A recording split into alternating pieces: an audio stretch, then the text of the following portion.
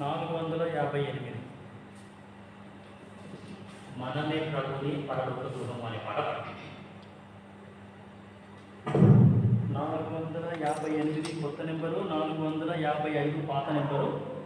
అందరం కలిసి గట్టిగా బిగ్గరగా అర్థాన్ని గ్రహిస్తూ ప్రార్థన పూర్వకంగా ఈ యొక్క పాట. మనమే ప్రభుని పరలోక గృహము తానే వసించును నానియందు. మనమే ప్రభుని పరలోక గృహము తానే వసించును నానియందు. ఎంత సుందరము ప్రభుని గృహము, ఎంత సుందరము ప్రభుని గృహము. నలుదిక్కుల నుండి కూర్చెనుగా, నలుదిక్కుల నుండి కూర్చెనుగా. ఏక శరీరముగా కపటముచే, ఏక శరీరముగా కపటముచే వేలాది భాషలను లిఖను, వేలాది భాషలను లిఖను. మనమే ప్రభుని పరలోక గృహము తానే వసించును నానియందు. మనమే ప్రభుని పరలోక గృహము తానే వసించును నానియందు. ఒకడు తన వ్యక్తిగతము చేసే, ఒకడు తన వ్యక్తిగతము చేసే పరమ గృహమునకు చేరితిమి, పరమ గృహమునకు చేరితిమి.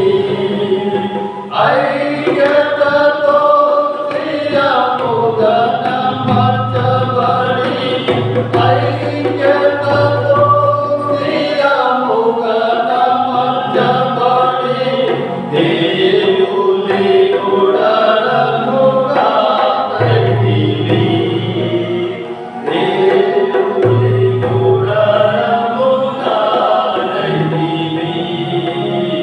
మనమే ప్రభుని పరలోక గృహము తానే వసించును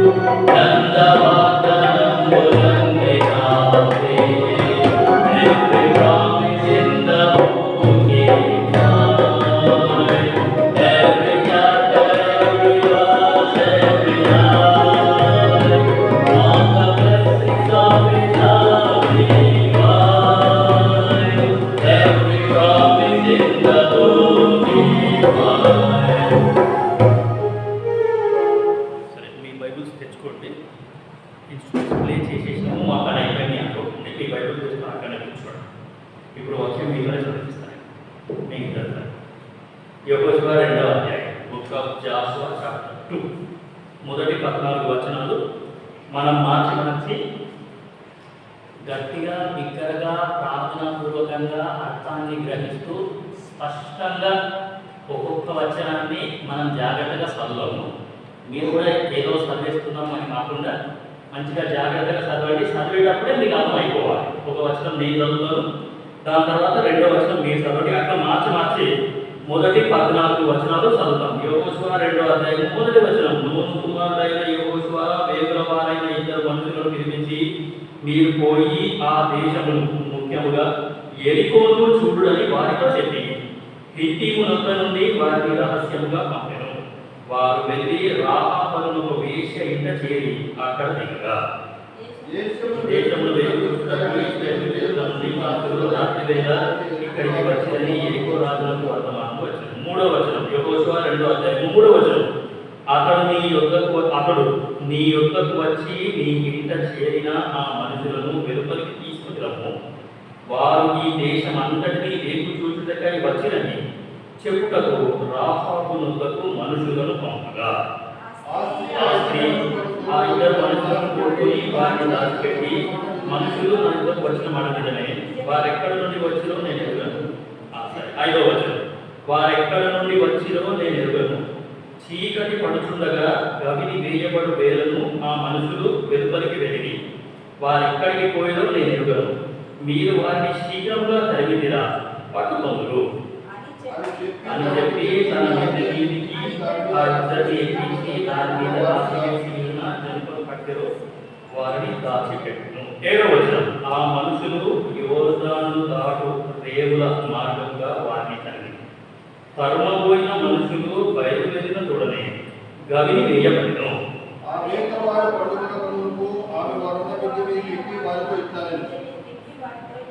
9వ వచనం, యెహోవా ఈ దేశమును మీకు ఇచ్చుచున్నాడనియు మీ వలన మాకు భయము పుట్టుననియు మీ భయము వలన ఈ దేశ నివాసులందరికీ ధైర్యము చెడుననియు నేను ఎరుగుదును.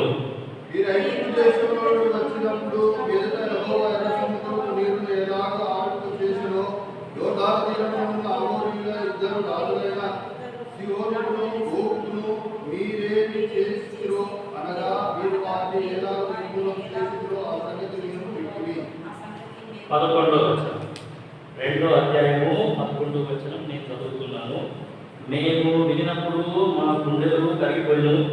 మీ దేవుడైన యెహోవా పైన ఆకాశమందును క్రింద భూమి అందును దేవుడే. మీ ఎదుట ఎట్టి మనుషులకైనను ధైర్యమేమాత్రము ఉండదు.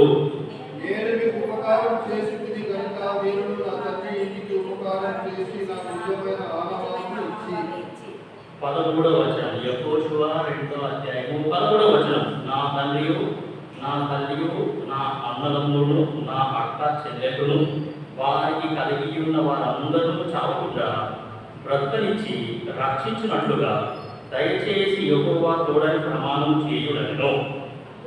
అందుకు ఆ మనుషులు ఆమెతో, నీవు మా సంగతి వెల్లడి చేయలేడలా, మీరు చావకున్నట్లు మీ ప్రాణములకు బదులుగా మా ప్రాణం ఇచ్చేదము. యెహోవా ఈ దేశమును నాకు ఇచ్చినప్పుడు నిజంగా మేము మీకు ఉపకారం చేసేదమని చదువుకున్న లేచిన వారం దేవుడు మాట్లాడు చేస్తున్నారు. సో ఈ యెహోషువ 2వ అధ్యాయానికి మనము ఇచ్చిన టైటిల్ ఏంటి అంటే ఫెయిత్ యాక్షన్. ఏంటంటే ఫెయిత్ యాక్షన్ అంటే క్రియాపూర్వకమైన విశ్వాసము అనే టైటిల్ మనం ఇచ్చినాం. మొదటి అధ్యాయానికి ఏమో ఫెయిత్ ఫౌండేషన్ అని అన్నాము, విశ్వాసపు పునాది.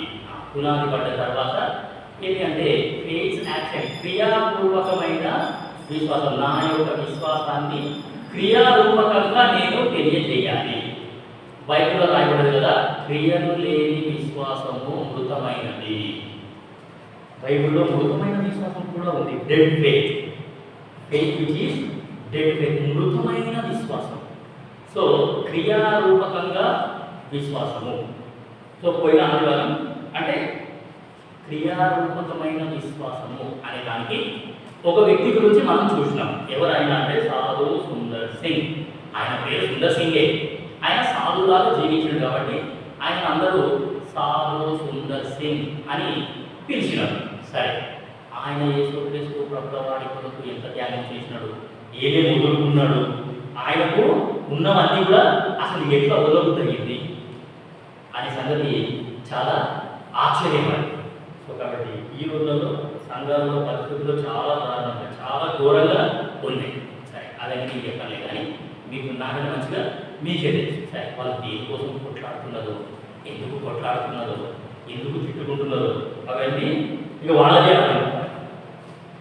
సరే, సాధు సుందర్ సింగ్ మాత్రం అట్లా ఏం చేయలేదు. ఆయనకంటూ ఒక సంఘం కూడా కట్టుకోలేడు. ఆయన మీకు తెలుసో తెలియదు, ఆయనకంటూ ఒక చర్చ్ కూడా కట్టుకోలేడు. ఆయన ఒకే ఒక పని చేసినాడు, రక్తపాతములు కలిగిన అపోస్తలుడు అంటే ఆయన తిరుగుకుంటా మొత్తం దేశం అంతా తిరిగేసినాడు. హిమాలయాలలో అంటే గరుకు రాళ్ళ మధ్యలో ఆయన తిరిగి సువార్త ప్రకటించినాడు. ఆయన తిరుగుతూ ఉంటే ఆయన పాదాలలో నుండి రక్తమే వచ్చినాడు. కానీ ఆయన మాత్రం ఆయన కొరకు ఏ చర్చ కట్టుకోలేదు. కనీసం సెంటు భూమి కూడా ఆయన పేరు మీద లేదు. సరే, విశ్వాసం అంటే అది.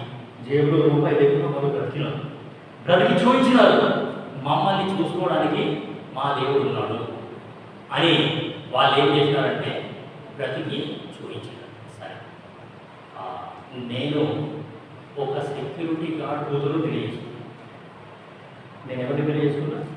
ఒక సెక్యూరిటీ గార్డ్ కూతుర్ని నేను తెలియజేసుకున్నాను. సో కంపెనీలలో గేట్ దగ్గర కావాలంటారు కదా, సెక్యూరిటీ గార్డ్ కూతుర్ని తెలియజేసుకున్నాను. మా ఆయన గవర్నమెంట్ ఎంప్లాయీ. అంటే నాకు పెళ్ళి అయ్యేసరికి ఆయన ఇంకా సర్వీస్లోనే ఉన్నాడు. ఇంకా 6 ఏళ్ళు ఏమో ఉండే ఆయన సర్వీస్, 54 ఏళ్ళు ఏమో ఉండే ఆయన. సో అక్కడికి ఇంకా సర్వీస్లోనే ఉండే. సో అంత గొప్ప జాబ్ చేస్తున్న ఆయన ఇటువంటి చిన్న ఉద్యోగం చేసేట ఆయనని బియ్యంగా చేసుకోవడం ఏంటి? అర్థమవుతున్న వారిని సెంట్రల్ గవర్నమెంట్ పొరుగు చేసే ఆయన ఇటువంటి సామాన్యమైన వ్యక్తిని బియ్యపుడుగా చేసుకోవడం ఏంటి? మా నాయనతో పాటు పనిచేస్తున్న వాళ్ళు చాలామంది విశ్వాసులు ఉన్నారు. వాళ్ళకు కూడా కూతురు ఉన్నారు. వాళ్ళకు కూడా ఒక ఆశ ఉండేనంట, నా కూతుర్ని ఇస్తే ప్రభు సార్ ఇట్లకే ఇస్తాను. మా నాయన ముగ్గురు కూతురు ఇచ్చారు, మేము ముగ్గురం అన్నదమ్ములం, మాకు ఒక చెల్లెలు. సో ప్రభు సార్తో ఎట్లయినా సరే నేను బియ్యం అనుకొని నా కూతురు ప్రభు సార్కి పంపిస్తా ఇట్లా అని వాళ్ళు చాలా ఆశపడ్డారంట. కానీ సరే, దేవుని చిత్తం అది కాదు, దేవుని చిత్తం అది కాలేదు. మా ఆయన కూడా ఏమి అంట చేయలేదు. సో ఎందుకు ఇవన్నీ చెప్తున్నాము అంటే నేను ఆ పిల్లకి 2 ప్రశ్నలు అడిగాను. ఒకటి అంటే వాళ్ళ దగ్గర నిజానికి ఏమీ లేదు, నిజం చెప్పాలంటే వాళ్ళకి ఏమీ లేదు. అవన్నీ నేనేం చూడలేదు. కానీ 2 ప్రశ్నలు అడిగాను నేను. ఒకటి, నువ్వు రక్షణ పొందినవా? రెండో ప్రశ్న, నువ్వు బతుకు పాలు పొందుతున్నావా? ఈ 2 ప్రశ్నలు. ఈ 2 ప్రశ్నలు అడిగి మేము అక్కడి నుంచి వచ్చేసాం. ఆ పిల్ల కూడా చెప్పింది, నేను రక్షణ పొందినా, నాకు నిశ్చయిత ఉంది, ఏ ప్రభుత్వం క్షమించినాడు అనే నిశ్చయిత నాకు ఉంది. దాని తర్వాత నువ్వు బలలో పాలు పొందుతున్నావా అని అంటే ఎస్ నేను పొందుతున్నా. ఆ పిల్లలు చూసినాము, మేము వచ్చేసినాము. సరే, మీకు ఎంత టైం కావాలో అంత తీసుకోండి, దేవుడు మీకు సమాధానం ఇస్తే మా ఇంటికి రండి అని అంటున్నాను. ఏది ఏమైనా మొత్తానికి దేవుడు సమాధానం ఇచ్చినాడు. ఆ పిల్ల వాళ్ళ తల్లిదండ్రులు కూడా మా ఇంటికి వచ్చి మాట్లాడి మాకు సమాధానమే, ఇది దేవుడి చిత్తమే, మాకు ఇష్టమే, మా పిల్ల ఓకే చేసింది అని చెప్పేసి వాళ్ళు అనడం జరిగింది. సో మేమిద్దరం కూడా ఏమి అంటే చాలా సంతోషంగానే ఇప్పుడు ఆమె పెళ్లి చేసుకున్న తరువాత ప్రతిరోజు మేము గమ్యం వేరు చేసుకుంటున్నాం. నేనే ఇంకా ఆమెకి వాక్యం నేర్పిస్తున్నాను. ఆమెకు తెలియని సంగతులు కూడా నేను నేర్పిస్తున్నాను. సో ఎందుకు ఇట్లా చెప్పినాము అని అంటే ఈ రోజులలో పెళ్లి సంబంధం చూడాలి అని అంటే ఆ వెనక ముందు అన్ని చూసి చేసుకుంటున్నాను. పిల్ల మంచిగా చదువుకున్నాక ఉండాలి, కనీసం ఎంత కొంచెం బ్యాంక్ బ్యాలెన్స్ అలా ఉండాలి, కనీసం కొంచెం బంగారు ఆరుడు పాటు తీసుకొని రావాలి. మాకు కనీసం ఒక కారణం పెట్టరా, మా పిల్లలకు కారణం పెట్టరా. ఇక సాఫ్ట్వేర్ ఇంజనీరింగ్ పిల్ల అయితే ఇంకా మంచిది. మా పిల్లగారు కూడా గవర్నమెంట్ ఎంప్లాయీ, సాఫ్ట్వేర్ పిల్ల అయితే అవన్నీ మొత్తం సంతోషంగా. ఇది ఈరోజు విశ్వాసం. ఈ రోజులలో ఉన్న విశ్వాసం ఇది. అందుకు చెప్పినది. సో ఏమీ ఆశించకుండా మనల్ని కూడా ఏమీ అందరు మనకి ఇక్కడ అన్నీ ఇచ్చినాడు, అవే సరిపోతాయి మనకు అవి చాలా సమృద్ధిగా ఉన్నాయి. సో కాబట్టి మనం ఏమీ చూడదు అని కేవలం మా నాన్న సండే స్కూల్ టీచర్ అండి. సంగారెడ్డి న్యూ జెరూసలేం చర్చ్లో మా నాయన సండే స్కూల్ టీచర్. ఆల్మోస్ట్ 25-26 ఏళ్ళ సంది ఆయన అదే సేవలో ఉన్నాడు. సో కాబట్టి రక్షణ పొందిన పిల్లలనే నేను నా ఇంటికి కోడళ్ళు తెచ్చుకుంటా అని వాళ్ళు కూడా ప్రార్థన చేస్తున్నారు, మేము కూడా చేసుకున్నాం. ఏదేమైనా వెనక ముందు ఏమి చూడకుండా విశ్వాసంతో ఒక అడుగు ముందుకు వేసాం.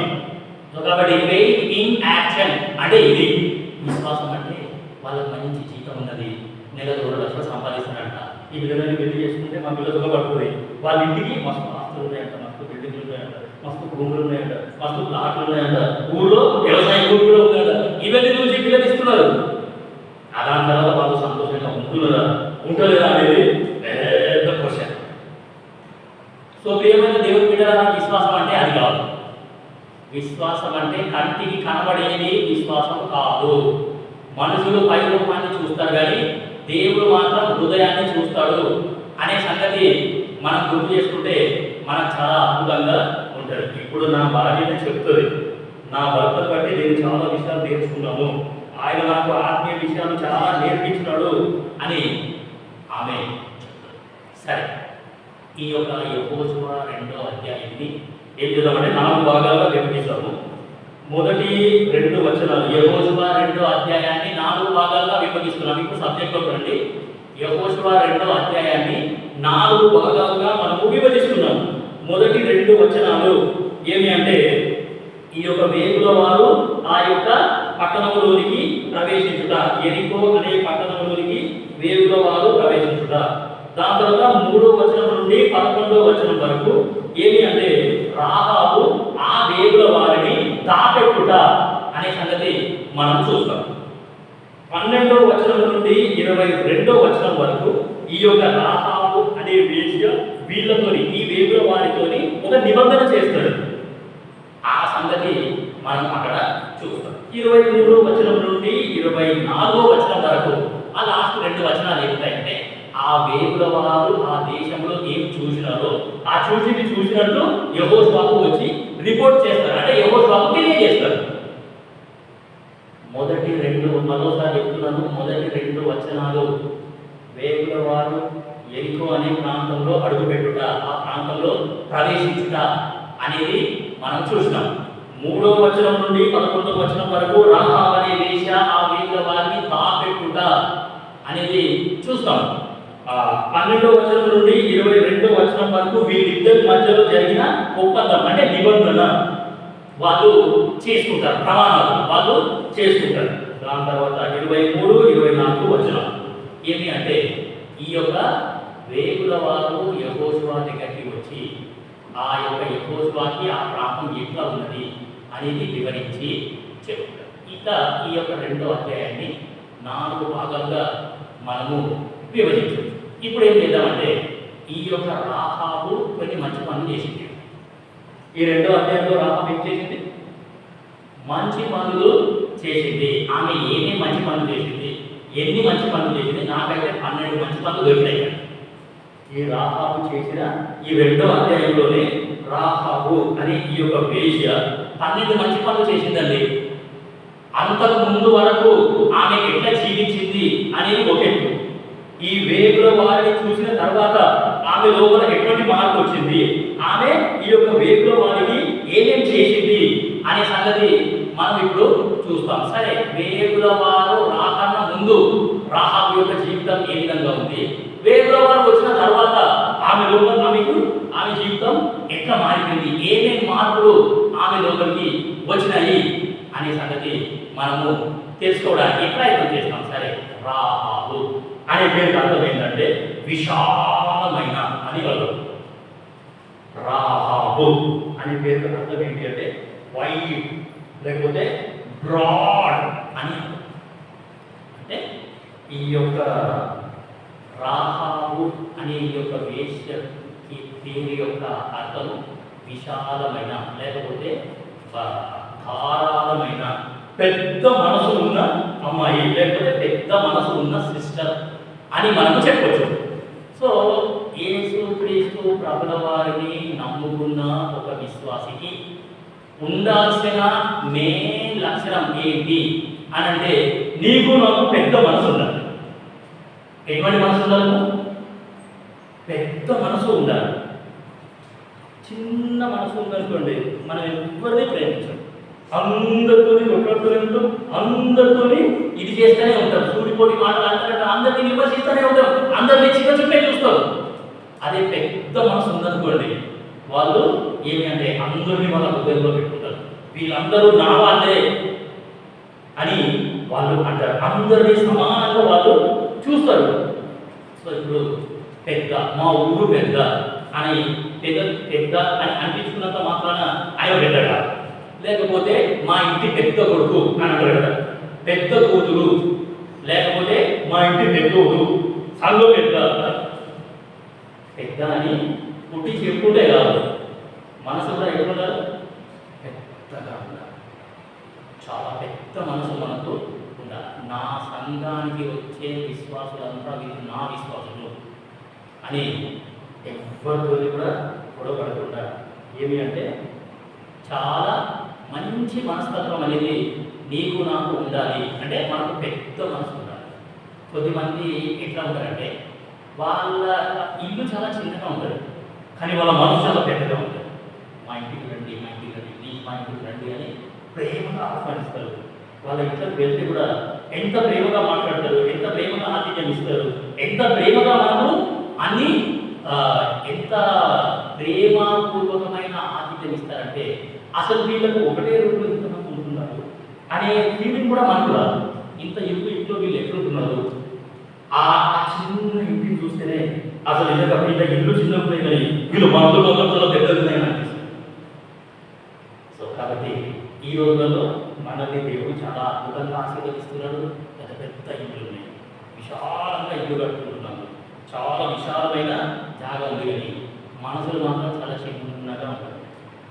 ఎవరిని ప్రేమించలేకపోతున్నాం, అందరితోనే దేశమే పెట్టుకుంటున్నాం, అందరినీ ద్వేషిస్తూనే ఉన్నాం. ఏం రామండి, ఏం రాము. అట్లా కాకుండా ఈ యొక్క రాహాబు అనే వేశ్య యాక్చువల్లీ ఈమె ఇల్లు ఎరికో యొక్క ప్రాకార గోడలు ఆనుకునే ఉన్నారంట. ఈ వేగుల వారు ఇద్దరు మనుషులు అది కూడా అదే రావాలి ఎట్లయినా సరే. సో కాబట్టి ఆ గోడకి ఏదో ఇల్లు ఉంది, ఆ ఇల్లు పోయి చూద్దామని మీరు పోయినట్టున్నారు. పోయిన తర్వాత మరి అక్కడ రాహాబుని చూసినారు, ఆమె ఇల్లు ఎట్లుంది, ఆమె ఇంట్లో ఎవరు ఉన్నారు, ఎటువంటి మనుషులు ఉన్నారు, ఆమె గుర్తు చేస్తుంది, అసలు ఈ ఫోటోలు ఏమయ్యి, ఈ వస్తువులు ఏమయ్యి, ఈ ఏమున్నాయి ఈ ఇంట్లో, ఈ ఇల్లేనా అనుమానం వస్తుందా రాదా? ఒక వేష ఇల్లు ఎట్లుందో ఇక్కడ వీళ్ళ గమనం అయిపోయింది. సో ఆమె ఇంటికి అసలు వేషల ఇళ్ళకి తలుపులు తెచ్చి కూడా ఉంటాయి ఇంట్లో, ఎందుకంటే ఆమె ఇంట్లోకి ఎవరైనా రావచ్చు, ఆమె వ్యాపారంగా రాదు.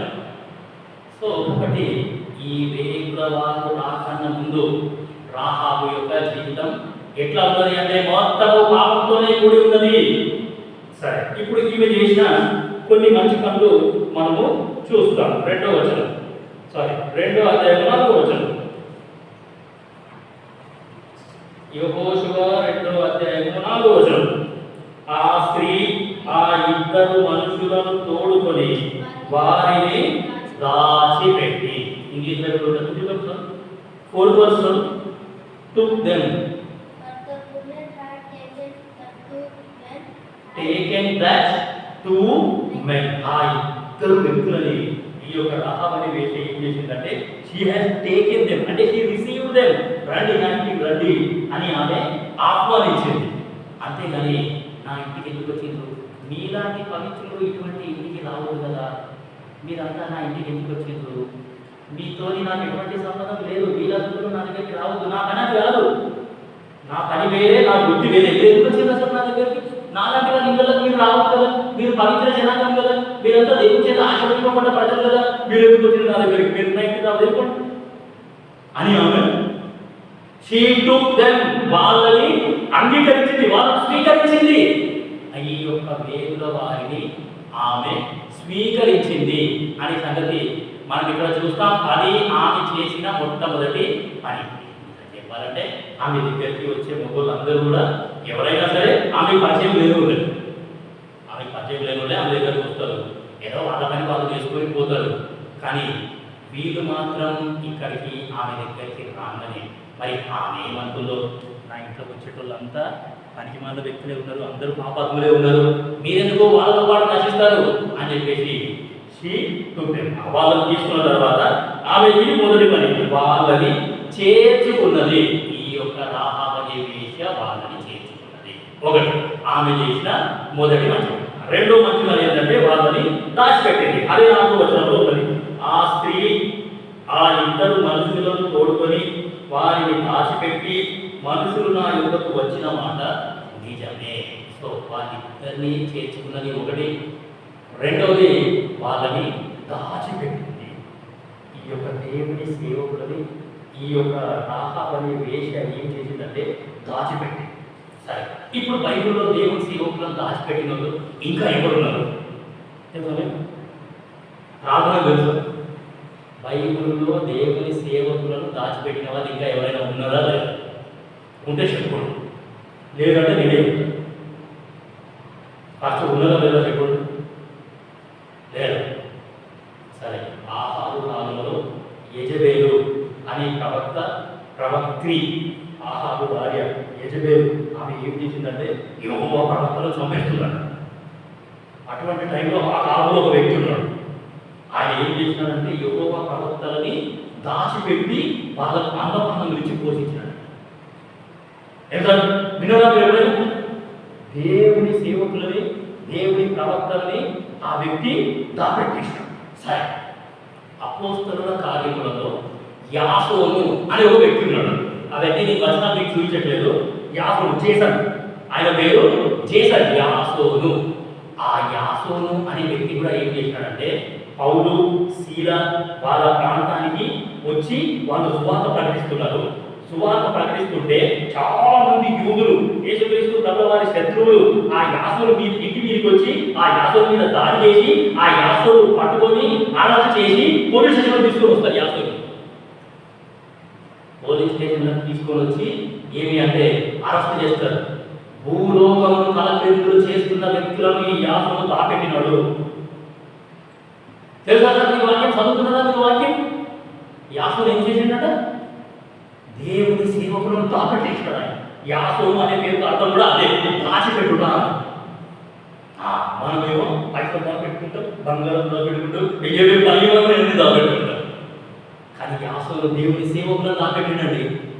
మా ప్రాంతంలో సువార్త ప్రకటించే వాళ్ళు ఉండాలి, మా ప్రాంతంలో దేవుని వాక్యం చెప్పే వాళ్ళు ఉండాలి, యేసుక్రీస్తు ప్రభువు వారి గురించి ప్రకటించే వాళ్ళు మా ప్రాంతంలో ఉండాలి, మా సంఘంలో ఉండాలి అని యాసోను వాళ్ళని దాపెట్టినాడు. ఆ యాసోని పోలీస్ స్టేషన్ తీసుకొని వెళ్తారు. పోలీస్ స్టేషన్ తీసుకొని వెళ్తే ఆ పోలీస్ స్టేషన్లో యాసోను నోరు కూడా ఇప్పలేడాడు.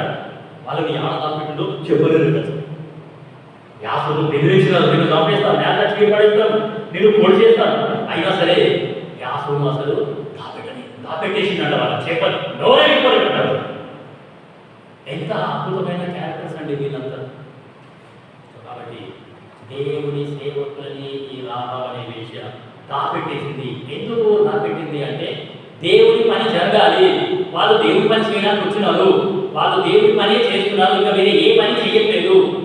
వాళ్ళకు సేవా తరగతి కూడా ఉన్నది, మంచిగానే వాళ్ళు సేవా తరగతి పొందినారు. కాబట్టి వీళ్ళు సేవ చేస్తారు, ఖచ్చితంగా సంఘాన్ని డెవలప్ చేస్తారు అని యాసోను ఏం చేసినాడంటే నేను పోయిన పర్వాలేదు, వాళ్ళు బ్రతకాలి. ఇటువంటి పట్టుదల ఇప్పుడు సంఘంలో ఎవరికి ఉన్నదో ఇంకా మీరే పరిశీలించుకోండి. సరే, ఆమె చేసిన 3వ పని 2వ వచనం 3వ వచనం, యెహోషువ 2వ అధ్యాయము 2వ వచనము 3వ వచనము. ఆ దేశమును వేగు చూచుటకు ఇశ్రాయేలీయుల యుద్ధ నుండి మనుషులు రాత్రి వేళ ఇక్కడికి వచ్చినని యెరికో రాజులకు వర్తమానము వచ్చెను. అర్థమైందా మీకు? దేశాన్ని వేగు చూడడానికి ఇద్దరు మనుషులు మన దేశానికి వచ్చినారు అని ఆ సంగతి ఎవరికి అర్థమైందంట? ఆ యెరికో రాజుకు అర్థమైందంట. ఎట్లా అర్థమైంది? ఇది ప్రశ్న. ఎట్లా అర్థమైంది? పోలీస్ స్టేషన్లు ఉన్నాయా? పోలీసులు ఉన్నారా? కోర్టులు ఉన్నాయా, సీసీటీవీ కెమెరాలు ఉన్నాయా, లేకపోతే ఇప్పుడు మనకు ఉన్నట్టు టెక్నాలజీ ఉందా, వాట్సాప్ కానీ ఇన్స్టాగ్రామ్ కానీ ఎవరైనా సోషల్ మీడియాలో పోస్ట్ చేసిందా ఇట్లా ఏదో వాళ్ళు వచ్చినారు కానీ ఆ రాజుగారికి ఎట్లా తెలిసింది అనేది మళ్ళీ ఎంత కష్టం. ఏ ప్రాంతంలో అయినా సరే మీరు బార్డర్ నుంచి లోపలికి వచ్చింది కాబట్టి బార్డర్లో సైనికులు ఉంటారా ఉండదండి, అంతే సింపుల్ థింగ్. బార్డర్లో సైనికులు ఉండేది సోల్జర్స్ అంతా ఇప్పుడు మన ఇండియా బార్డర్ చుట్టూ సోల్జర్స్ ఉన్నారు. సో కాబట్టి ఆ యొక్క ప్రహరీ కూడా మీదికి ఎక్కి ఎవడో వచ్చిండ్రు నాకు అనబడ్డది, నేను చూసిన నాకు ఎందుకో నాకు అన్ని తెలిసిపోయింది అని ఎవడో చెప్పుకుంటాడు.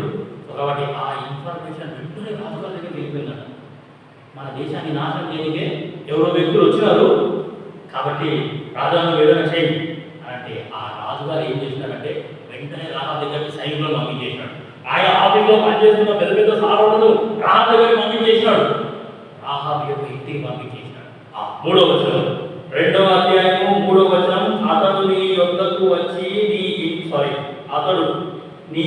వచ్చి నీ ఇంట చేరిన ఆ మనుషులను వెలుపలికి తీసుకొని రమ్ము, వారు ఈ దేశం అంతటిని వేచి చూచుటకై వచ్చిరని చెప్పుటకు రాహాబు నొద్దకు మనుషులను పంపగా. రాజుగారి యొక్క మనుషులు ఆమె దగ్గరికి వచ్చినారు అన్నా సరే ఆమె భయపడ్డాడు. ఇది ఆమెకున్న 3వ లక్షణం. ఈ దేశ ప్రధాని యొక్క మనుషులు నా దగ్గరికి వచ్చినారు, రాజుగారి ఆఫీసులో నుండి మనుషులు నా దగ్గరికి వచ్చినారు అన్న ఆ రాహాబు ఏ మాత్రం కూడా భయపడ్డాడు. భయపడకుండా ధైర్యంగా ఆమె అక్కడే ఉన్నారు. నా ఇంటికి ఎవరు కరెక్టే, వాళ్ళు వచ్చిన మాట వాస్తవమే, కానీ వాళ్ళు ఎక్కడికి వెళ్ళిపోయారో తెలియదు అని ఆమె చెప్పి చాలా ధైర్యంగా ఉన్నది. ఏ మాత్రం కూడా ఆమె భయపడలేదు, ఎవరికి కూడా ఆమె భయపడలేదు. ఎవరు వస్తే నాకేంది అని చెప్పేసి ఆమె ఏమి అంటే అసలు ఆమె లోపల భయం అనేది ఎవరికైనా సరే ఆమె అసలు భయపడలేదు. కానీ ఈ ఇద్దరు వేరుల వారికే ఆమె భయపడ్డది, కానీ ఆమె తప్ప వీళ్ళిద్దరికి తప్ప ఇంకా ఎవరికి కూడా ఆమె భయపడదు. ఇది ఆమె చేసిన 3వ మంచి పని. ఆమె కనుక భయపడి అవును నిజమే నా ఇంటికి వచ్చినారు, అవగాహన దాచిపెట్టిన పోయి చూడండి, పట్టుకోండి, వాళ్ళను ఇష్టం మీద చేసుకోండి అన్నది అడిగే భయపడి ఆడికే కదా తీసేది. సరే, ఆమె చేసిన 3వ పని ఏంటి అంటే ఆమెకు అసలు భయం అనేది లేనే లేదు. 1 వేగుల వారిని చేర్చుకున్నది, 2వది వేగుల వారిని కాపెట్టింది, 3వది ఆమెకు ధైర్యంగా ఉన్నది. ఆమె చాలా ధైర్యంగా ఉన్నది. 4వ చూడండి, 9వ వచనం, చాలా మంచి వచనం. 9వ వచనం, 2వ అధ్యాయము 9వ వచనం,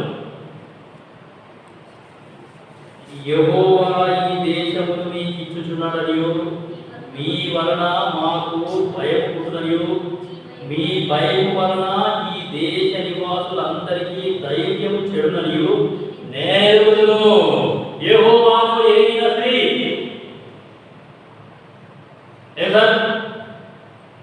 రాహాబు ఎవరు? యెహోవాను ఎరిగిన స్త్రీ. వీళ్ళు ఎక్కడో అరణ్యంలో ఉన్నారు. ఆ అరణ్యంలో నుండి ఇక్కడికి కానాను దేశానికి వాళ్ళు వస్తున్నారు. ఆ కానాను దేశంలో ఎక్కువ అనే ప్రాంతంలో ఇవి ఉన్నది. మరి అరణ్యంలో 40 సంవత్సరాలు వీళ్ళు తిరిగినారు. 40 సంవత్సరాలు వాళ్ళు ఉన్నారు. ఆ 40 సంవత్సరంలో వీళ్ళకి ఏమేమి జరిగిందో ఈమెకి ఎట్లా తెలుసు, ఆ ఊళ్ళోకి ఎట్లా తెలుసు, ఆ దేశ నివాసులందరికీ ఎట్లా తెలుసు. వాక్యాన్ని ధ్యానించే పద్ధతి ఇది. వాక్యం వింటున్నప్పుడు వాక్యాన్ని అర్థం చేసుకునే పద్ధతి కూడా ఇదే. ఇప్పుడు చూడండి 9వ వచనము, మేము ఎరుగుదుము, నేను ఎరుగుదును అని అంటుంది. యెహోవా ఈ దేశము మీకు ఇచ్చుచున్నాడని నాకు తెలుసు అని అంటుంది రాహా. మీ వల్ల మాకు భయం పుట్టును. మీరు కనుక ఇక్కడికి వస్తే మాకు భయం ఉంటుంది. మీ భయం వలన ఈ దేశ నివాసులందరికీ ధైర్యము చెడులని నేను ఎరుగుదును, నాకు తెలుసు, నేను యెహోవాను ఎరుగుదును అని అంటున్నదండి ఆమె. సో కాబట్టి రాహాబు ఎవరు అంటే యెహోవాను ఎరిగిన స్త్రీ. 4వ కదా. నెక్స్ట్ వచనం చూడండి, ఎంత మంచిది. 10వ వచనం, 2వ అధ్యాయము 10వ వచనం, మీరు ఐగుప్తు దేశంలో నుండి వచ్చినప్పుడు మీ ఎదుట యెహోవా ఎర్ర సముద్రపు నీరును ఎలాగూ యోర్దాను తీరముననున్న అమోరీయుల ఇద్దరు రాజులైన సీహోనును ఓగును మీరేమి చేసితిరో అనగా మీరు వారిని ఏలాగో నిర్మూలన చేసితిరో ఆ సంగతి మేము వింటిమి. యెహోవాను గురించిన ఎరుక ఈమెకు ఉండడమే కాదు కానీ ఆ దేవుడు చేసిన పనుల గురించి కూడా ఈమె విన్నదంట. ఎంత అద్భుతమైన లక్షణం అండి ఇది. దేవుడు చేసిన పనులని ఈ యొక్క రాహాబు కూడా విన్నది, ఆ దేశ నివాసులు కూడా విన్నారు, ఆ దేశంలో ఉన్న వాళ్ళందరూ కూడా విన్నారు. సో ఎవరెవరికి ఏమేమి చేశారు అసలు నాకు అర్థం కాని సంగతి ఏంటంటే అక్కడెక్కడో అరణ్యంలో 40 సంవత్సరాలు జరిగిన సంగతులన్నీ వీళ్ళకి అర్థమైనాయి. ఈ రోజుల్లో అంటే పలానా దేశంలో ఏం జరుగుతుందో మనకు వెంటనే తెలిసిపోతుంది. న్యూస్ చెప్తారు, లేకపోతే ఎవరో సోషల్ మీడియాలో పోస్ట్ పెడతారు, మనకు అర్థమైపోతుంది అది జరుగుతుంది, ఈ దేశంలో ఇది జరుగుతుంది, ఇజ్రాయెల్ దేశంలో అది జరుగుతున్నది అని మనకు వెంటనే అర్థమైపోతుంది. కానీ ఆ రోజులలో అట్లా కాదు. ఒక దేశంలో జరుగుతున్న సంగతులు ఇంకో దేశానికి వాళ్ళకి తెలియాలి అంటే ఇక్కడ ఉన్న ఒక వ్యక్తి అక్కడికి పోయి చెప్పడమే తప్ప అంతకు మించిగా వేరేది ఏమీ లేదు, వేరే ఏ విధంగా కూడా తెలియదు. కానీ ఇక్కడ వీళ్ళకి తెలిసింది అరణ్యంలో యెహోవా ఎర్ర సముద్రం కూడా స్టార్ట్ చేసింది ఆమె. మీరు ఐగుప్తు దేశంలో నుండి వచ్చినప్పుడు మీ ఎదుట యెహోవా ఎర్ర సముద్రపు నీరును ఎలాగో ఆరిపోయేసారో మాకు తెలుసు. ఎర్ర సముద్రాన్ని దేవుడు పాయలుగా చేసిందని ఈ ఎరికోలో ఉన్న వాళ్ళందరికీ కూడా తెలిసిపోయిందట. యోర్దాను తీరమునున్న అమోరీయుల ఇద్దరు రాజులైన సీహోనును ఓగును మీరేమి చేసిరో అనగా మీరు వారిని ఎలాగో నిర్మూలన చేసిరో ఆ సంగతి మేము వీటికి ఇద్దరు రాజులని వీరు నిర్మూలన యోర్దాను తీరంలో ఉన్న ఇద్దరు రాజులని వాళ్ళు ఏం చేసినారంటే హతం చేశారంట. యోర్దానుకు యువతల వీళ్ళు ఉన్నారు, ఇప్పుడు ఆ యోర్దానాన్ని దాటి అవతలికి వెళ్ళాలి అంతే. అయోర్దాను తీరంలో ఏం జరుగుతుందో వీళ్ళందరికీ అర్థమైపోయింది, ఎందుకంటే బార్డర్లో ఆల్రెడీ సోల్జర్స్ ఉన్నారు కాబట్టి. నాకు వచ్చిన తలం కూడా అదే. బహుశా ఈ సోల్జర్స్కి కనుక తెలిసి ఉంటుంది యోర్దాను అవతల అక్కడ జరుగుతున్నది, లేకపోతే ఇంకా ఏదో ఒక రకంగా వాళ్ళకు తెలిసిపోయింది. సరే, ఈమె చేసిన 5వ మంచి పని ఏంటి అని అంటే షీ నో గాడ్. దాని తర్వాత ఆమె దేవుణ్ణి గురించి విన్నది. యెహోవా యొక్క కార్యముల గురించి ఆమె విన్నది. ఇప్పుడు తర్వాత వచనంలో 11వ వచనం, మేము వినినప్పుడు మా గుండెలు కరిగిపోయాను. మీ దేవుడైన యెహోవా పైన ఆకాశమందును క్రింద భూమి అందును దేవుడే. మీ ఎదుట ఎట్టి మనుషులకైనను ధైర్యం ఏ మాత్రము ఉండదు. ఆ విన్నప్పుడు ఏమైందంట? హృదయాలు కరిగిపోయినాయి, హృదయాలు బద్దలైపోయినాయి. దేవుని వాక్యంలో ఈ వాక్యానికి ఉన్న గొప్పతనం కూడా అదే. ఈ వాక్యం గురించి విన్నప్పుడు మన హృదయాలు బద్దలవుతాయి, హృదయంలో ఉన్న చెడుతనం అంతా కూడా పోతుంది, హృదయంలో ఉన్న కంపు మొత్తం వెళ్ళిపోతుంది, హృదయంలో ఉన్న చెత్త చెదరాన్ని ఈ వాక్యం అనేది ఏం చేస్తుందంటే పూర్తిగా కాల్చివేస్తుంది. సో కాబట్టి రాహాబు అనే వేశ్య కానీ ఆ దేశంలో ఉన్నవాళ్ళు కానీ ఆ ప్రాంతంలో ఉన్నవాళ్ళు కానీ విన్నప్పుడు ఏం జరిగిందంట అంటే మేము వినినప్పుడు మా గుండెలు కరిగిపోయాను. అయ్యో వీళ్ళెలాంటి జనాంగం, రాజులనే నాశనం చేస్తున్నారు, స్వల్ప జనంగానే ఉన్నారు, కొద్దిగానే ఉన్నారు, అంత ధైర్యం ఏంటి, అంత బలాటు ఏంటి. మీ దేవుడైన యెహోవా పైన ఆకాశమందును క్రింద భూమి అందును దేవుడే. ఎవరిస్తున్నారండి ఈ సాక్ష్యం? ఈమె సాక్ష్యం ఎట్లా ఉంది? ఈమె ఎవరి గురించి ఏం సాక్ష్యం ఇస్తుంది? సో కాబట్టి యేసు క్రీస్తు ప్రభుల వారి గురించిన సమాచారం విన్నప్పుడు ఎవరి హృదయమైనా సరే బద్దలవుతుంది. అందుకే వాక్యం చెప్పేవాళ్ళు ఏం చెప్తారంటే ఎటువంటి పాపాత్ములైనా సరే ఈ యొక్క వాక్యం అనేది మారుస్తుంది. ఈ వాక్యానికి ఆ శక్తి ఉంది. 12వ వచనంలో నేను మీకు ఉపకారం చేసి తిని కనుక ఏం చేసిందంట రాహాబుకి? అదే ఆమె చేసిన 6వ మంచి పని. రాహాబు ఈ వేగుల వారికి ఉపకారం చేసింది. ఏం ఉపకారం చేసింది? వాళ్ళకి ఏమైనా భోజనం పెట్టిందా? వాళ్ళకి ఏమైనా నీళ్ళు ఇచ్చిందా? లేకపోతే ఇంకా ఏమైనా చేసిందా అంటే ఎంతో గొప్ప ఉపకారం చేసిందా? వాళ్ళ సంగతి ఎవ్వరికి కూడా చెప్పకుండా ఆమె దాపెట్టింది. రాహాబు కూడా అర్థమైపోయింది, వీళ్ళు ఖచ్చితంగా ఈ దేశానికి వస్తారు, వాళ్ళని ఎవరు కూడా ఆపలేరు, వాళ్ళతో యుద్ధం చేసే తమ్ముడు ఎవరికి కూడా లేవు, వాళ్ళతో యుద్ధం చేసి ఎవరు కూడా గెలవలేరు, ఎవరు నిలవలేరు వాళ్ళు. ఆ సంగతి ఎవరికి అర్థమైపోయింది? రాహాబు కూడా అర్థమైపోయింది. అందుకే ఆమె వాళ్ళని ఆపెట్టింది, వాళ్ళతో ఉపకారం చేసింది. నేను మీకు ఉపకారం చేసింది. ఒక వేశ్య అయ్యింది, ఒక పాపాత్మగా పెట్టింది, అయినా సరే ఆమె దేవుని సేవకులకి ఉపకారం చేసింది అన్నట్టు. నువ్వు నేను మరి అన్నీ తెలిసి కూడా సంఘానికి కూడా ఎప్పటికీ ఉపకారం చేయలేమనుకో, ఎట్లుంటారు? మనకంటే రాకనే వింటున్నా అమ్మ వాక్యం వింటున్నాం అనుకుంటున్నాను. మనకు అన్నీ తెలుసు, ఉపకారం చేయడము తెలుసు, ధర్మం చేయడం మంచి కార్యమని తెలుసు, ఇతర కష్టాలలో పాలిభాగస్తులు కావాలి అనే సంగతి కూడా మనకు తెలుసు. అయినా సరే మనము ఉపకారం చేయట్లేదు అని అంటే ఇక మనకంటే ఈ లాభమే. కిశోరులే దేవుని సేవకులకు కానీ దేవుని సేవకు కానీ సహాయం చేస్తూ ఉంటారు, అది మనకు అర్థం కాదు. అప్పుడు ఆ సహాయం పొందుకున్న వ్యక్తికి అర్థమైపోతుంది, అరే నాకంటే వీలే నయం కదా, మా సంఘంలో వచ్చే విశ్వాసాల కంటే వీలే నయం కదా. ఒక వేశ్య దేవుని సేవకులకి ఉపకారం చేసిందట, ఎంత మంచి సాక్ష్యం ఇది. సో కాబట్టి ఏమైనా దేవుని బిడ్డలారా, నా హృదయాన్ని నేను పరీక్షించుకుంటే నేను ఎవరికైనా కనీసం ఉపకారం చేసినానా అని అంటే మళ్ళా క్వశ్చన్ మార్క్, నా ముఖం మీద ఒక పెద్ద క్వశ్చన్ మార్క్, ప్రశ్న సింబల్ కనబడుతుంది. ఎవరికి చేయలేదు, మరి మన చూసుకున్నాను. నేను మీకు ఉపకారము చేసి తిని కనుక మీరును నా తండ్రి ఇంటికి ఉపకారం చేసి నాకు నిజమైన ఆనవాలు ఇచ్చి. సో ఇది ఈమె చేసిన 6వ మంచి పని. 12, 13 వచనం.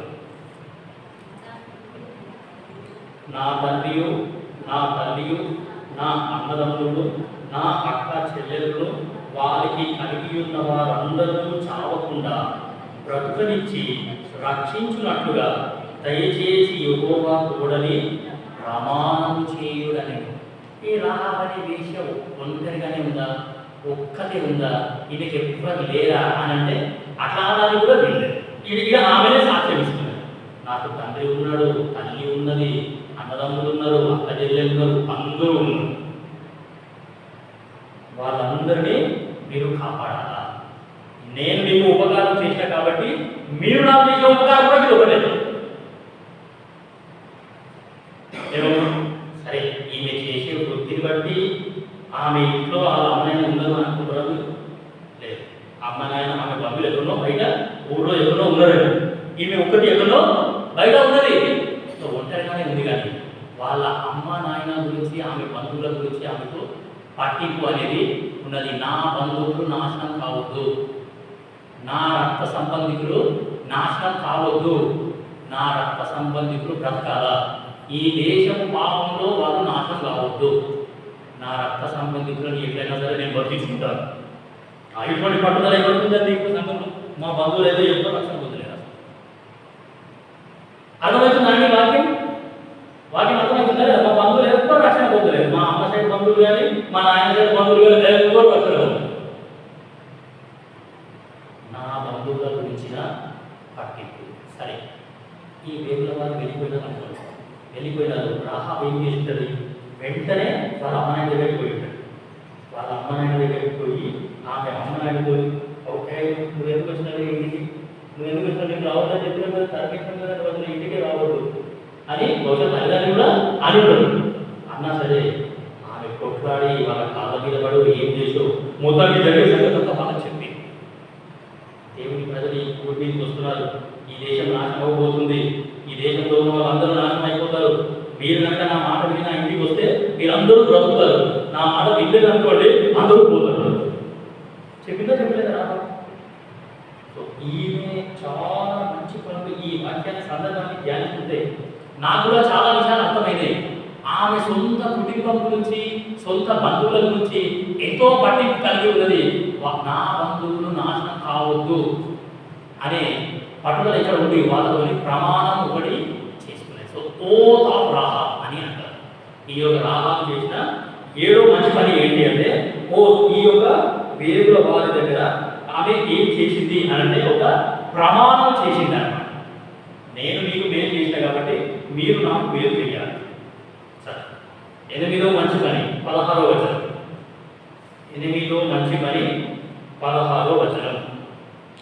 ఆమె మిమ్మును తరమబోయిన వారు మీ ఎదురుగా వచ్చెదరేమో, మీరు కొండలకు వెళ్ళి తరమబోయిన వారు తిరిగి వచ్చే వరకు 3 దినములు అచ్చట దాగి ఉండి తర్వాత మీ త్రోవను వెళ్ళుడని వారితో అనగా.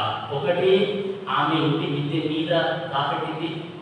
రెండవది ఏమి అంటే ఆ ఊళ్ళో ఎక్కడ దాక్కోవాలో చెప్పింది. పాపం చేసినోడు బాహాటంగా బయట హాయిగా స్వేచ్ఛగా తిరుగుతాడా లేకపోతే దాక్కుంటాడా అండి?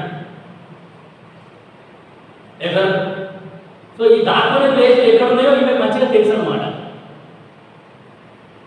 సరే, ఏది ఏమైనా ఈమె ఏం చేసింది అని అంటే వాళ్ళతో పెట్టి మీ అంతటా మీరు బ్రతికి సజీవులుగా ఏ విధంగా మీరు మళ్ళీ మీ ప్రాంతానికి వెళ్ళొచ్చో అని చెప్పి వాళ్ళకు దారి చూపెట్టి మీరు 3 దినములు అక్కడ దాక్కోండి, ఆ ప్రాంతంలో దాక్కొని అక్కడ దాక్కున్న తర్వాత మళ్ళీ మీ ప్రాంతానికి మీరు పోండి అని వాళ్ళకు దారి చూపెట్టింది. ఆ దేశంలో ఉన్న అన్ని దారులు ఆమెకు తెలుసు. ఆ ఎరుకో ప్రాంతంలో ఉన్న అన్ని దారులు ఆమెకు తెలుసు. అన్ని ఊళ్ళో ఆమెకు తెలుసు. ఏ ఊరికి ఎక్కడ పోవాలో కూడా ఆమెకు మంచిగా తెలుసు. కాబట్టి వాళ్ళు ఎక్కడ దాక్కోవాలా, ఎన్ని రోజులు దాక్కోవాలి, వాళ్ళు క్షేమంగా వాళ్ళ ఇంటికి ఎట్లా వెళ్ళొచ్చు, మరలా యెహోవా దగ్గరికి క్షేమంగా వాళ్ళు ఎట్లా వెళ్ళొచ్చు అనే సంగతి ఏం చేసింది అంటే ఈ యొక్క రాహాబు వాళ్ళకు తోవ చూపెట్టింది. ఇది 8వ మంచి పని 18వ వచనం.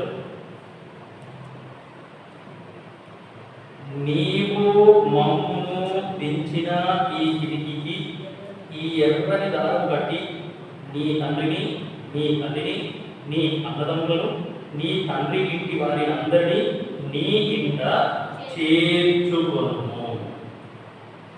సో వేగుల వారు ఆమెతో ప్రమాణం చేసిన తర్వాత ఆ వేగుల వారు ఆమె చెప్పినారు, సరేనమ్మా నువ్వు మా ప్రాణాలు కాపాడావు, మాకు దారి చూపించినావు, సో మేమేం చేస్తామంటే మీ మమ్మీని, మీ డాడీని, మీ అన్నదమ్ములని, అక్క చెల్లెలని కాపాడు అన్నావు కదా, నువ్వేం చెయ్యంటే వాళ్ళందరినీ నీ ఇంటికే తీసుకెళ్తారు.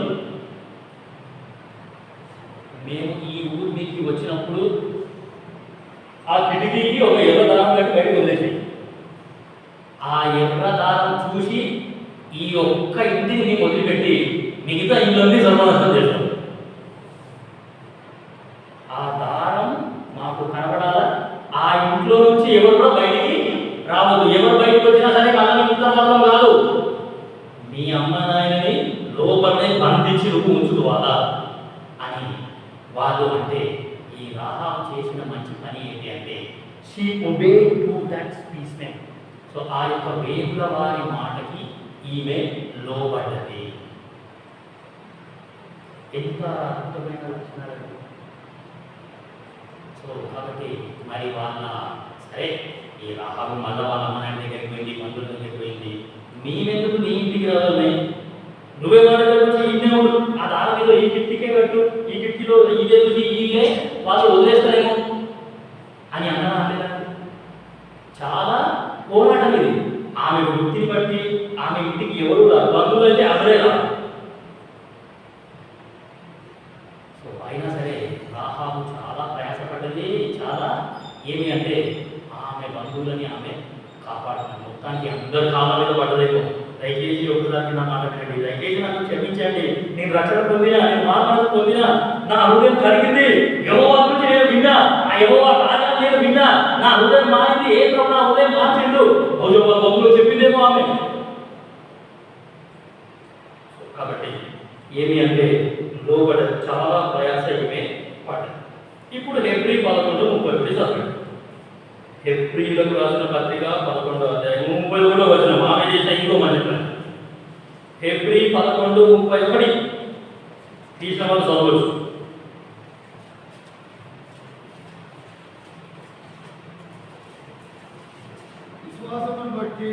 విశ్వాసమును బట్టి రాహాబును వేశ్య వేగిన వారిని సమాధానముగా చేర్చుకొనినందున అవిధేయులతో పాటు నశింపకపోయెను. అవిధేయులతో పాటు నశింపకపోయెను. విశ్వాసమును బట్టి. దేని బట్టి చేర్చుకుందట? వీళ్ళు దేవుని సేవకులు అని విశ్వసించింది, వీళ్ళు ఆశీర్వదింపబడ్డ ప్రజలు అని విశ్వసించింది, వీళ్ళు నాకు ఎలాంటి హాని కూడా చెయ్యరు, వీళ్ళు చెప్పింది నిజం, వీళ్ళు ఏదైతే చెప్తారో అది చేస్తారు, వీళ్ళు అబద్ధం చెప్పేవాళ్ళు కాదు, ఎట్లయినా సరే మేమంతా నశించిపోతాము, వీళ్ళ ముందర ఎవరు కూడా నిలవలేరు, నేను కాపాడబడతా. రాహాబు విశ్వసించింది. ఇది ఆమెలో ఉన్న గొప్పతనం. ఆమె చేసిన మంచి పని ఏంటి అంటే దేవుని సేవకులను నమ్మింది, దేవుడిని నమ్మింది, దేవుని సేవకులను నమ్మింది, వాళ్ళ మాటలు నమ్మింది, వాళ్ళతోని ప్రమాణం చేసింది. వీళ్ళు ప్రమాణం చేసింది నిజం, ఆ ప్రమాణాన్ని వీళ్ళు ఖచ్చితంగా నెరవేరుస్తారు. ఇది ఎన్నో పనమ్మా? 10వ పని కదా. యాకోబు రాసిన పత్రిక 2వ అధ్యాయము 25వ వచనం.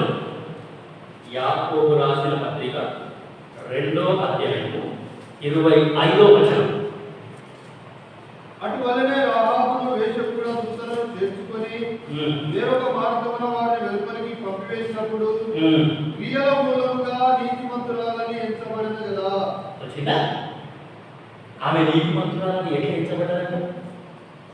2:25 యాకోబు రాసిన పత్రిక 2వ అధ్యాయము 25వ వచనం. మళ్ళీ చదవండి.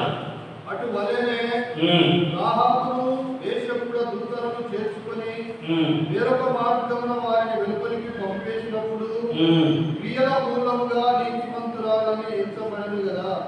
క్రియల మూలముగా నీతిమంతురాలని ఎంచబడెను.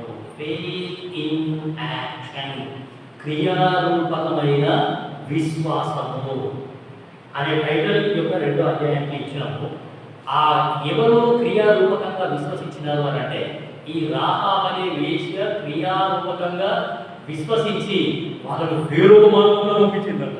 వాళ్ళు ఏ మార్గాన వచ్చినారో అదే మార్గాన వెళ్ళలేదు, వేరొక మార్గం వాళ్ళకు చూపించి వేరొక మార్గాన మళ్ళీ ఏమి అంటే వాళ్ళ ప్రాంతానికి ఆమె క్షేమంగా పంపించింది అనే సంగతి మనం ఇక్కడ చదువుతాం.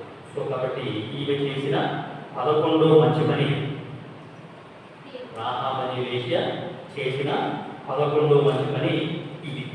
సరే, దేవుడి మరి ఇన్ని మంచి పనులు చేసిన తర్వాత దేవుడిని వదిలిపెట్టినారని మత్తయి సువార్త 1వ అధ్యాయము 5వ వచనం చూడండి. మత్తయి సువార్త 1వ అధ్యాయము 5వ వచనం. నయస్సోను సల్మాను కనెను. నయస్సోను సల్మాను కనెను. సల్మాను రాహాబునందు బోయాజును కనెను. సల్మాను రాహాబునందు పేరేసును కనెను. బోయాజును కనెను. బోయాజు రూతునందు ఓబేదును కనెను. ఇప్పుడు బోయాజు వల్ల పని పేరు ఏం పేరు? బోయాజు వల్ల మమ్మీ పేరు ఏం పేరు?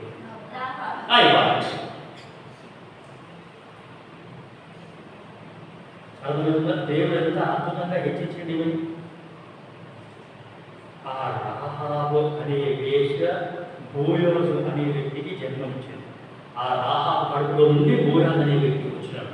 ఆ బోయాజు కడుపులో నుండి మళ్ళీ ఇంకా యేసుక్రీస్తు ప్రభుల వారి వంశావళి అదే లైన్లో నుండి వచ్చింది. సో ప్రియమైన దేవుడు బిడ్డలారా, ఈ రాహాబు అనే వేశ్యని ఫస్ట్ దేవుడు ఏం చేసినాడంటే ఆమె హృదయాన్ని మార్చినాడు, ఆమె హృదయాన్ని కళ్ళదీసినాడు, ఆమె హృదయాన్ని బద్దలుకొట్టినాడు. ఆమె చేసిన పాపం ఆమెకు చూపించి ఆమె పాపాలు క్షమించి ఆమెను నీతిమంతురాలుగా తీర్చినాడు. ఆమె నా కొరకు నిలబడదా అని దేవుడు చూసినాడు. చూసిన తర్వాత ఆమెలో ఏమి అంటే ఈమె క్రియారూపకంగా విశ్వసిస్తుందా లేదా అనే పరీక్ష పెట్టినాడు.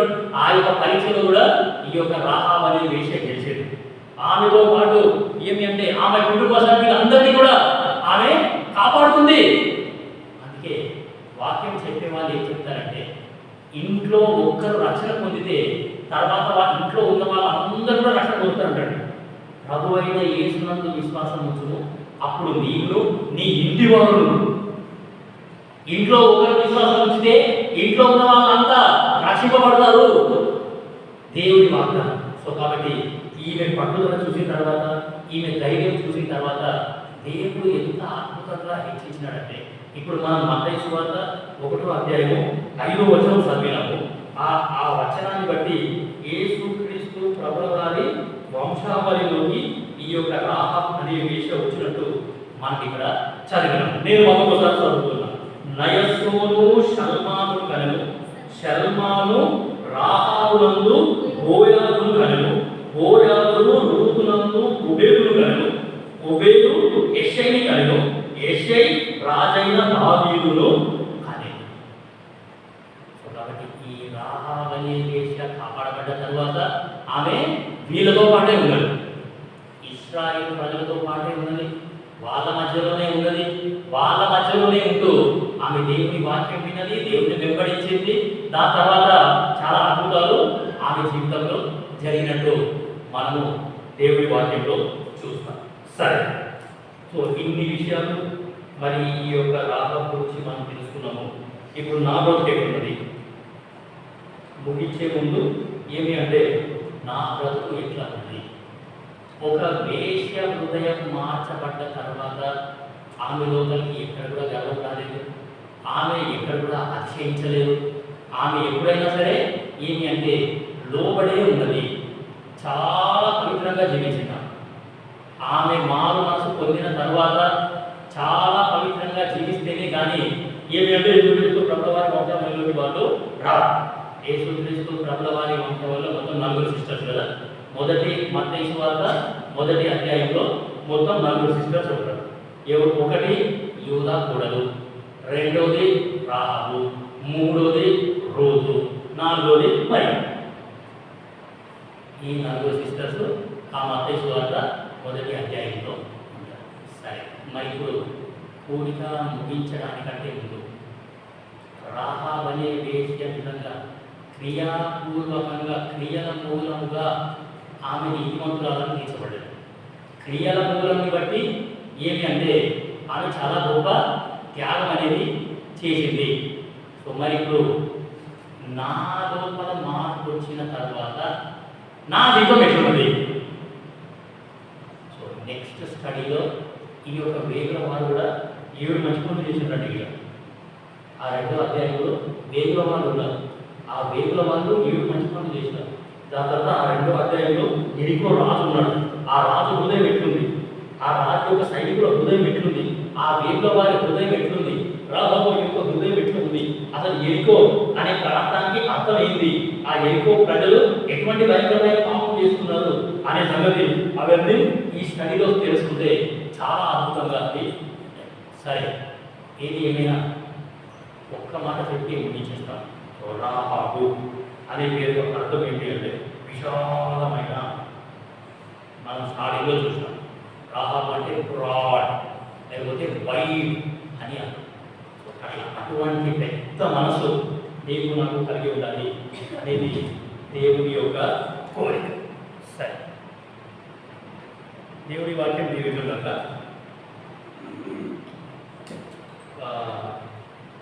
ఒక వెడ్డింగ్ ఇన్విటేషన్ సెప్టెంబర్ 13వ తారీఖు కనుగులాస్ holy matrimony. Rebecca Rakesh, Rebecca వివాహము రాకేష్తో, కే జీవరత్నం, యేసుమణి.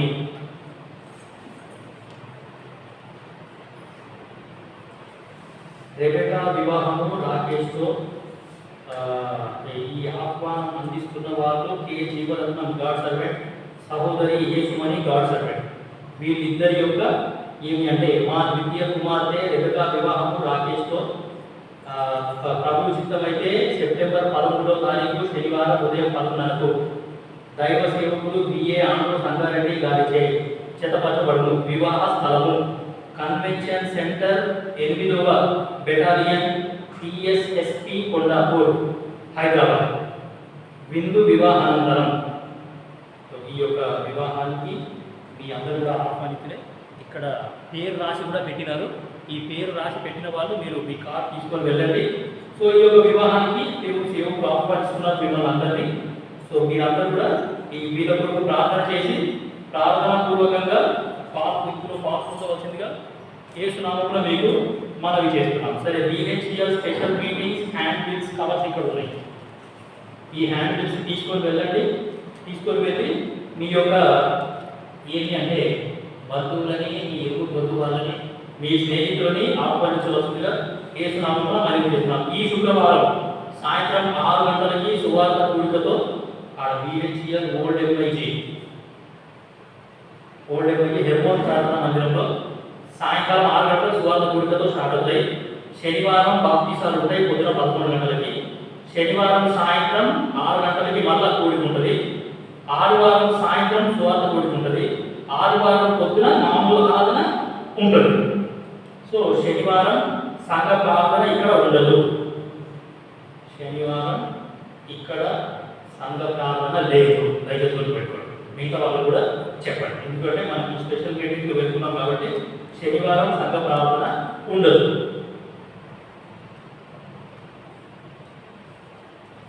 ఈ పేరైతే వచ్చి సువర్ణ లేదా కాదండి.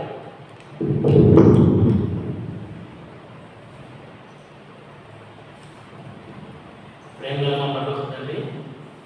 మహాపరిశుద్ధమైన దేవ, ఎంతో అద్భుతమైన సమయాన్ని మాకు అనుగ్రహించినందుకు మీకు పరుగుతండి. రాహా అనే వేశ్య యెహోవా అనే మాట వినగానే ఆమె గుండె కలిగిపోయింది. ప్రభు, మరి ఒకప్పుడు మీరు మా హృదయాలు కూడా కలిగించినారు. పాపం యొక్క శిక్ష, పాపం యొక్క తీర్పు ఎంత భయంకరంగా ఉంటుందో విన్నప్పుడు మా గుండెలు కలిగిపోయింది. కానీ దినాలు గడుస్తూ ఉంటుంది ప్రభు, మరి మా హృదయం ఇప్పుడు కఠినం అవుతుంది. మేము ఎవరిని ప్రేమించలేకపోతున్నాం. సంఘాన్ని ప్రేమించట్లేదు, పరిచర్యని ప్రేమించట్లేదు, సేవకులను ప్రేమించట్లేదు, తోటి సహోదరులని, తోటి విశ్వాసాలను మేము ప్రేమించలేకపోతున్నాం. ఆది దినాలలో ఉన్న ప్రేమ ఇప్పుడు మేము చూపెట్టలేకపోతున్నాం. దయచేసి మమ్మల్ని క్షమించండి. దయచేసి మమ్మల్ని కడగండి, శుద్ధి చేయండి, పవిత్రపరచండి.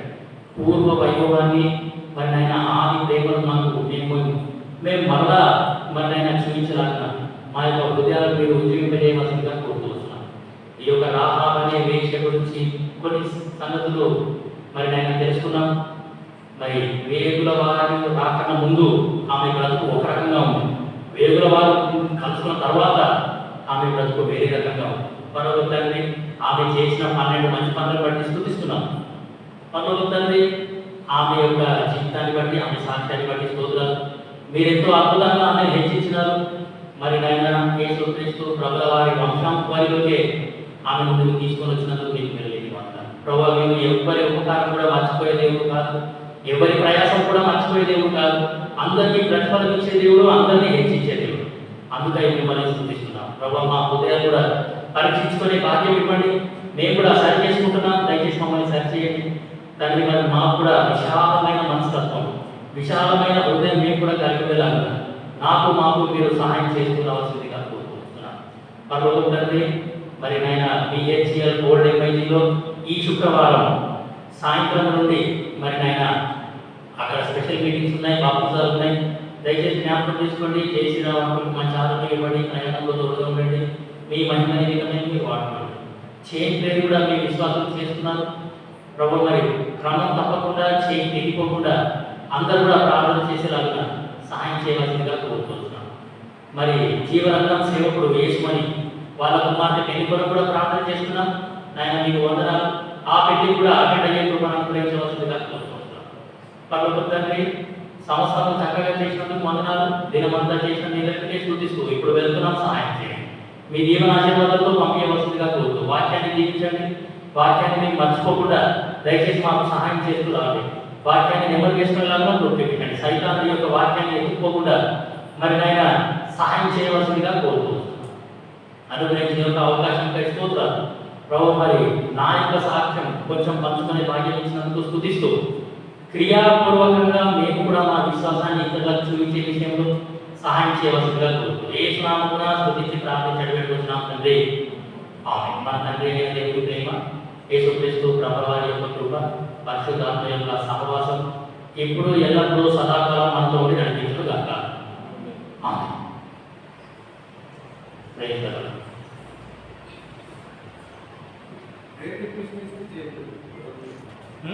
సువర్ణ ప్రేరేపణ